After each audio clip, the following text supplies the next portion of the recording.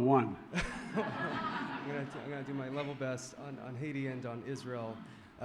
Your administration went on a worldwide search for security forces, Beninese forces, Bangladeshi, Canadian, Chilean, any but American forces to stand up this multinational security support mission for Haiti before Kenya stood up to lead. Can you explain why it is that you believe, on the one hand, that this mission is so critical, and on the other, why it is that you have categorically ruled out contributing U.S. forces to this effort? Is it your goal to beat back Haiti's gangs or to contain them? And on Israel, does the United States... One question. I'll answer your question. Okay.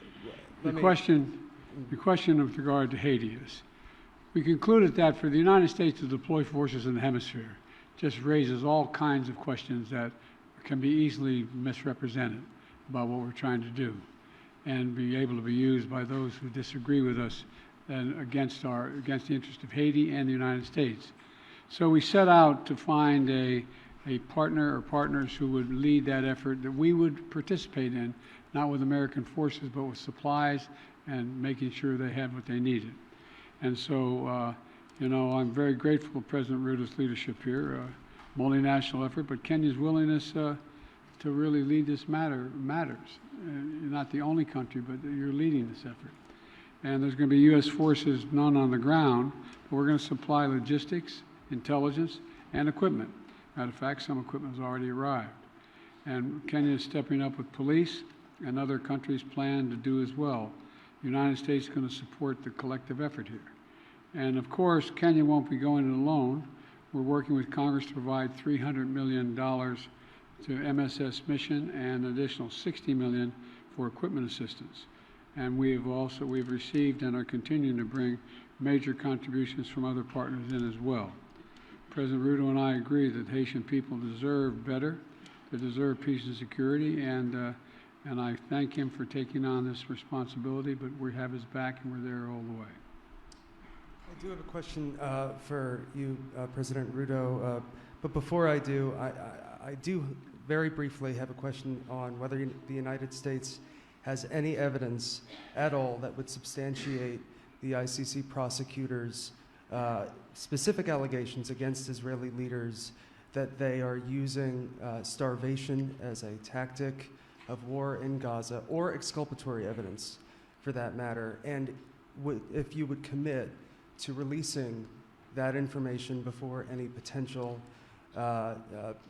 issuance of ICC arrest warrants. And President Ruto, the mission that Kenya is about to lead in Haiti is obviously a support mission that is well known, but the fact is that Haiti's national police have been internationally funded and trained for some time, and nevertheless have obviously failed to beat back these gangs.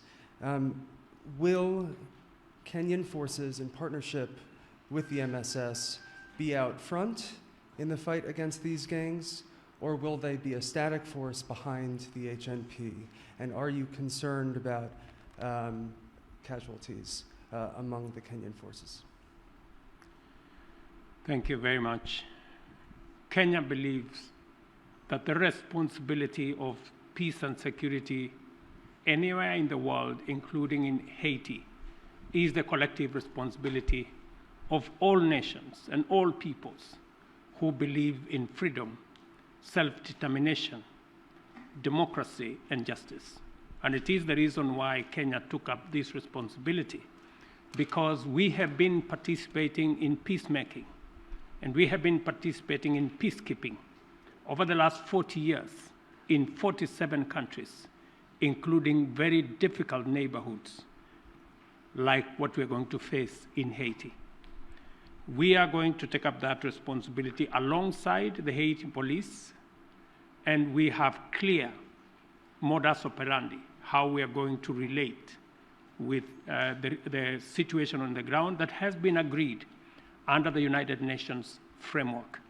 So we are looking forward to this deployment because we believe that the women and children in Haiti deserve peace like all other women and children and people around the world. Look, we made my position known on ICC. You guys never keep the deal, but that's okay. We've made our position clear on the ICC. We don't recognize the jurisdiction of ICC the way it's being exercised, and it's that simple. We don't think there's an equivalence between what Israel did and what Hamas did.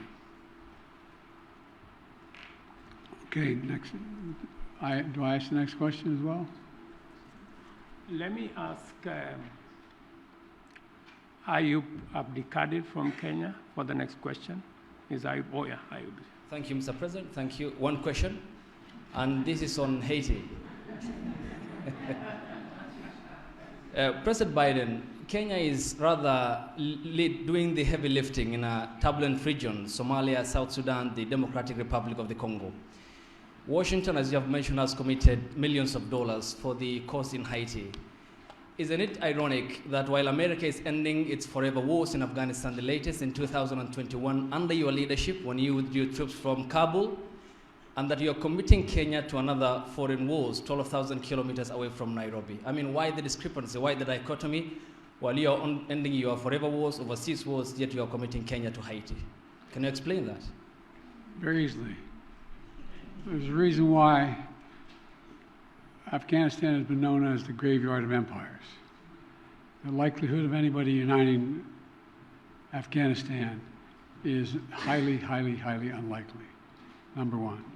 Number two, there are ways to control ISIS other than occupying Afghanistan. It was an unnecessary need. Now, with regard to Haiti, Haiti is in an area of the Caribbean that is very volatile. There's a lot going on in this hemisphere, and we're in a situation where we want to do all we can without us looking like America once again is stepping over and deciding this is what must be done. Haitians are looking for help, as well as the folks in the Caribbean are looking for help. And so we checked out with a number of other countries. The one who stepped up was Haiti. We committed to provide the wherewithal, the intelligence and equipment and the like to Haiti. And so it's a logical thing. And you have a first-rate capability, and you keep your word. That's an important dynamic. I agree with President Biden that Kenya's participation in Haiti is not so much about what happened in the past. It's about what we believe in, the peace and security of humanity. And we don't find that the U.S. is committing Kenya because the U.S. cannot commit Kenya. I am the president of Kenya. It's me to make that decision. And it's the people of Kenya to commit their own troops using their own structures. We've gone through the processes in Kenya. Parliament has approved. We have a clear mandate. We have a clear framework. And it is us, the people of Kenya, who made this decision in the interest of serving peace and stability as a responsible global citizen and understanding that insecurity, instability anywhere is insecurity and instability everywhere. And by the way, you implied that we weren't doing anything anywhere else. Well, we're kind of occupied around the world, but we're also engaged in Congo, in the neighborhood. And, we're going to continue to help alleviate human suffering there. The United States is the largest humanitarian donor, providing $375 million in humanitarian funding just this year, including support for more than 6 million displaced people from the DRC. So we are engaged in more than one place. Follow up to my president, Dr. Ruto. You said that Kenya is committed, and in your Carter speech in Atlanta, you said it's based on humanitarianism, helping Haiti out. But can you explain the geopolitical goal, 12,000 kilometers away from Nairobi, when schools in the counties of Baringo, West Pokot, and Turkana have not yet opened because of the banditry problem, yet you are committing our national police force to Haiti? And where is the priority? This being one of your major manifesto pillars, talking about security, and to the extent that even the Defense Cabinet Secretary talked about the deployment of, if need be, the Kenyan military or the special personnel to make sure that schools are reopened, children go to school in areas that are bandit prone in Kenya? Why are you committing to Haiti when we have a problem back home? Is it an irony that you are putting the fire in the faraway neighbor's home when on our own home is on fire? Thank you very much. I made a commitment to the people of Kenya to sort out insecurity in the North Rift. I have followed that with action. As we talk, there are 3,000 military officers in the North Rift, 2,000 police officers in the North Rift. We have renovated the first 15 schools and completed.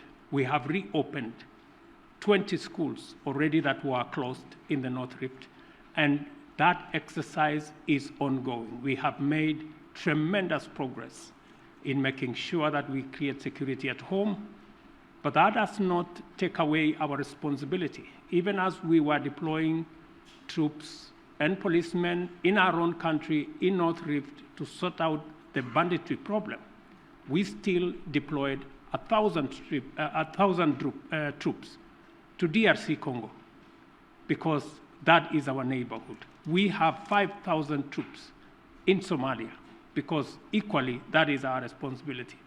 And Haiti should not be an exception. That's why deploying 1,000 security men to Haiti speaks to the same belief and commitment to peace and security. Next question from April Ryan. Mr. President, President Biden, President Ruto, thank you.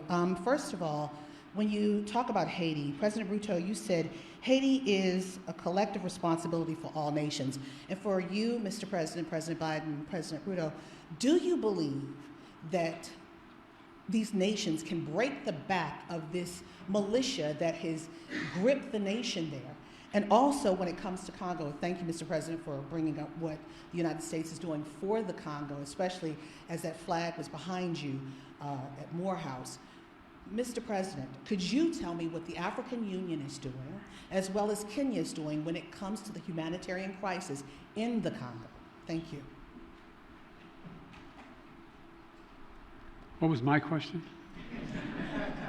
Sir, your question was Haiti. Can the United States and Kenya, or the nations collectively, break the backs of this coordinated militia that has the grips of the nation, that nation? Thank you. Yes.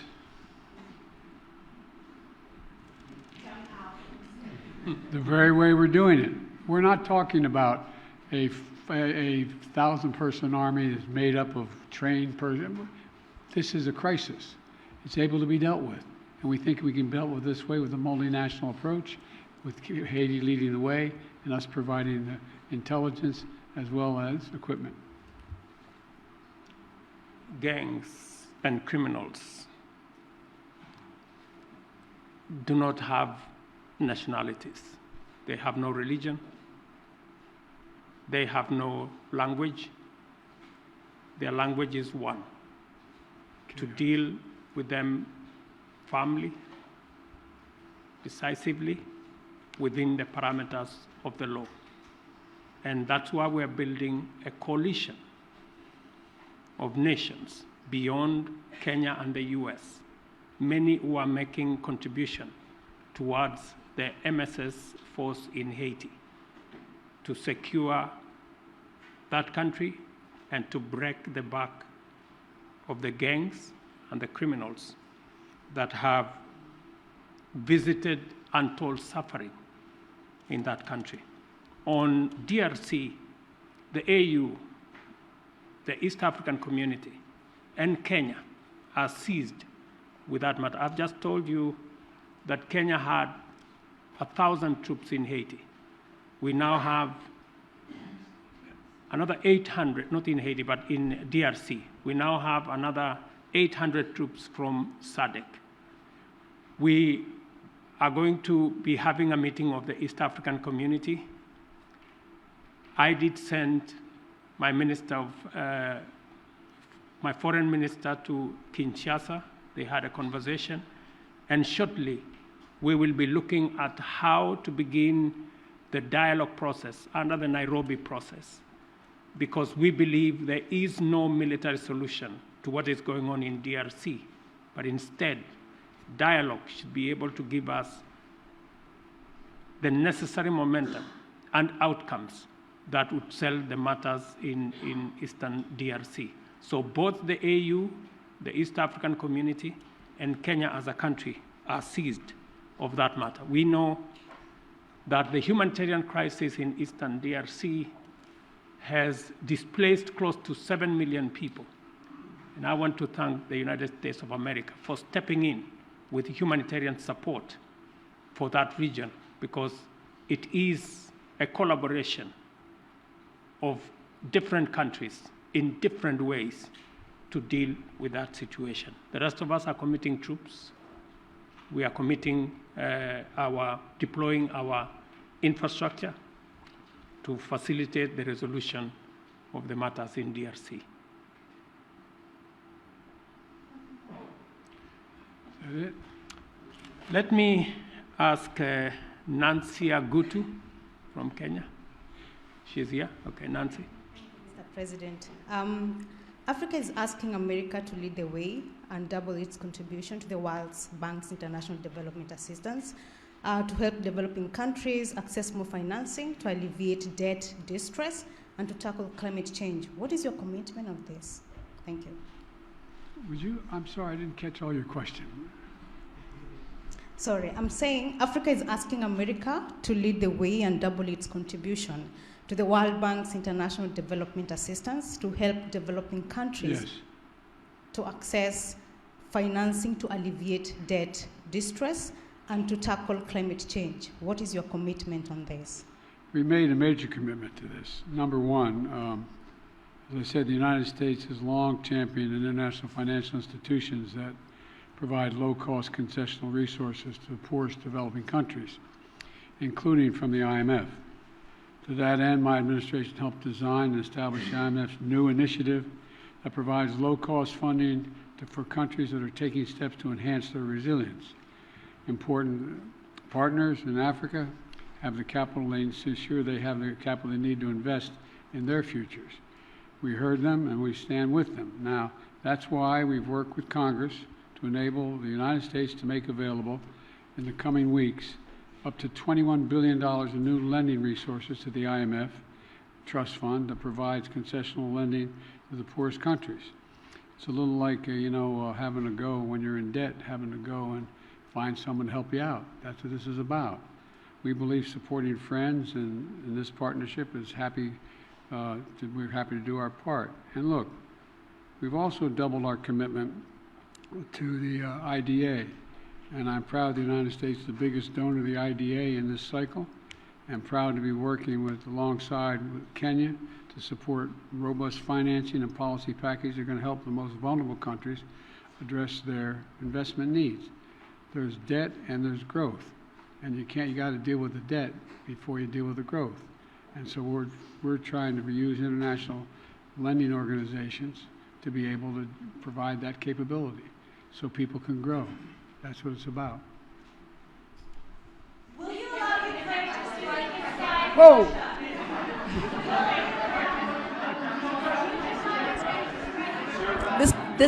This concludes the press conference. Thanks, everybody.